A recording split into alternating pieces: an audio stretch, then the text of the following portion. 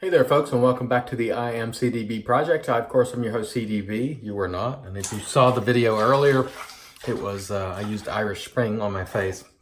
I thought about using it on my head, but I'm like, no, I better use a real soap on my head. It's a little more sensitive. It'll get you by in a crunch, but I don't advise the use of a regular bar soap on a regular basis. For those of you who are accustomed to using better products, I'm using today, because I had it right close by, the maca root, and we'll use that along with the West Coast Shaving Synthetic, which I like and is very nice. I've been using it, and I'm going to give this rascal away, but I wanted to actually use it for a little bit and then try to sanitize it as best I can and then give it away. But I wanted to try it out just to see, it was affordable. It was around, I want to say $16-ish, 16 and change, 26 millimeter knot, good stuff. And so I wanted to actually try it and make sure, it wasn't dropping a bunch of fiber. Or sometimes these things aren't, not this one in particular, but sometimes you'll get inexpensive synthetics that, drop a few fibers, and they normally don't, but sometimes you do. And I just wanted to give it a try and just see how it sort of goes. And of course, we're using the Harry's today, which is good. And of course, we'll ramble a little bit. The message that I think I wanted to get across today is beware of pandering politicians who lie or, to be charitable, mislead. Because yesterday I saw a Twitter post. I think the fellow's name is like Eric Swalwell, who's a U.S. representative from California. And he tweets, I'm somewhat paraphrasing, but this is the gist of it. Do you know how many times the word woman, and he puts it in quotes, is mentioned in the U.S. Constitution? And then below that he says 0. And then he basically goes on to insinuate like they're being slighted because they're not in the Constitution. But the only problem with that is the word man is also not in the Constitution. And so either he was ignorant of that fact or was deliberately misleading people who, quite frankly, I think a lot of these people think we're entirely ignorant, don't read, don't care enough to check them on things. And in part, they're true. Because how else would people like this get elected? So they're banking on the fact that people don't read, or at least not at the level, or they only read things that are sort of in line with their beliefs, and they don't read anything from other people or opposing point of views, or not interested in history and all the rest of it.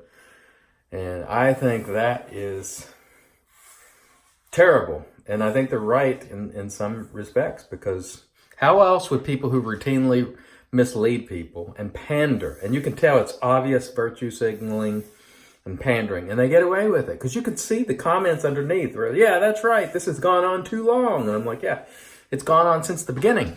But the document, because man's not in there either. It wasn't a slight. It often refers to people or persons and so forth and so on. And so you have to be aware of these things. And if you're not aware, my goodness, in my opinion, if you're going to be a member of Congress, or really a government official, politician at any level, you ought to be familiar with the foundation of our government. And, when you tweet things like this, and I see this a lot, like I saw,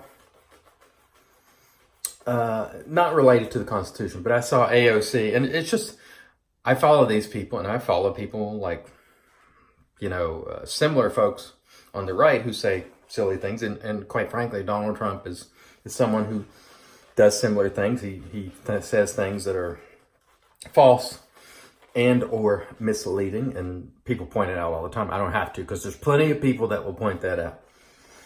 But these folks, you look at the comments, and there are people who have no clue that it's just absolute and utter pandering and without truth. I saw AOC, it wasn't too long ago, and I don't know if I mentioned this in a video or not, but she was talking about the New Deal and civil rights and so forth. And she went on to say that, or she said actually directly that she basically accused the Republicans of changing the law on terms so FDR would not be reelected for another term. And that is not true. They did change and put that amendment into place as a result of FDR having multiple terms. But FDR died in office, so it was not to prevent FDR from being reelected. And so these people, I catch them routinely saying these things that are ignorant. And sometimes I don't know whether it's deliberate or not, but I suspect sometimes it is. In her case, I don't know sometimes, because you just don't know what she knows, because she's not a seasoned politician, obviously. And the volume of questionable things is such that, like, does she know? And, I don't mean that in terms of intelligence, because she's clearly very clever, very personable. She has a lot of ideas. She has made an impact despite being a freshman. So you have to give her credit. But some of the stuff she says is just flat untrue or misleading or way off base and or one-sided. And you can certainly find plenty of people on all sides who are doing that. She's probably the best example, because she tweets a lot. She's on social media a lot, and you'll just catch things and go, that's not true. That's not true. That's misleading. So, especially now that they're running for office, you see a lot more of this, and it's scary that people don't know. They don't know any better. So when they see this level of pandering, they're like, yeah, women are not mentioned in the Constitution. It's terrible. It's clearly inequity. And they don't even know that men aren't either, and it's really disheartening that people, it takes all of 3 or 4 minutes at the most to Google a copy of the Constitution online. You can search it, and if you don't have a copy, you can get one. You can print it off, or you can just, there are apps in the App Store for free where you can have it on you at all times. But I think if you're a politician, you should know. And it's pretty bad if you don't. I suspect in some cases it's just they believe people will listen to anything they say, and they know they won't check them, and so they do it. And even when they are checked and people catch them and say that's not true, they sort of let it go anyway, and they allow the people who are absolute, in some cases ignoramuses, to go on believing they're right and that they've got this, they're really righting this wrong that doesn't even exist. And that said, there are a lot of issues of, inequity that need to be resolved. But when you're making stuff up that doesn't even exist, that's not going to appeal to a lot of people.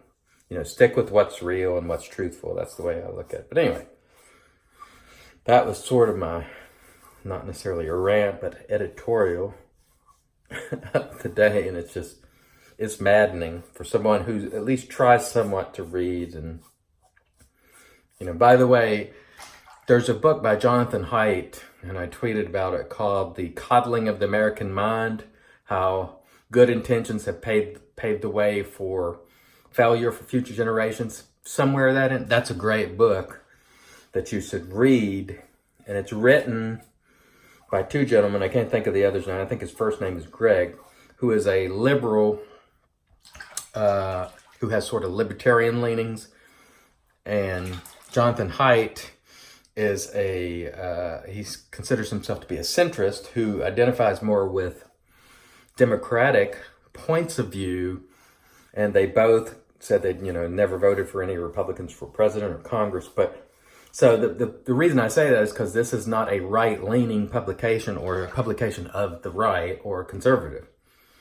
But when you read it, they're making a lot of points that libertarians and conservatives have made about freedoms of speech and all this, safe space, which many consider to be nonsense and so forth. They're sort of making the case that we're not helping our children with all this foolishness, which I happen to personally agree with. But again, you can get an opinion from anybody, and mine's no more valid than anyone else's. But I do recommend that book. It's a great book. Anyway, thanks for joining me for this time. I won't be able to make a video this weekend. I will be busy and traveling. So thanks for joining me. Until next time, I've been your host, CDB. You're not. God bless.